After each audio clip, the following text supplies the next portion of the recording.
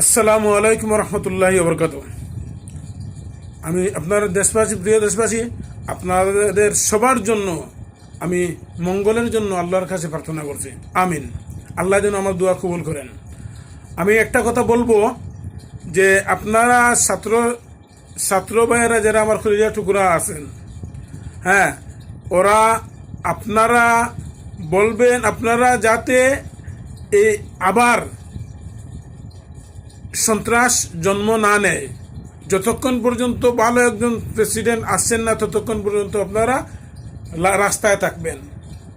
আর দ্বিতীয় কথা হচ্ছে, একজন আওয়ামী লীগ, আমি সবাইরে বলছি, প্রশাসনের ভাইদেরকে বলছি, একজন আওয়ামী লীগ যাতে বাঁধতে না পারে, যাতে এই দেশ ছেড়ে যেতে না পারে, যাতে সম্পূর্ণভাবে সুন্দর করে বিচার করতে পারেন আপনারা, যাতে অন্য কেউ এইরকম পদক্ষেপ আর না নেয়।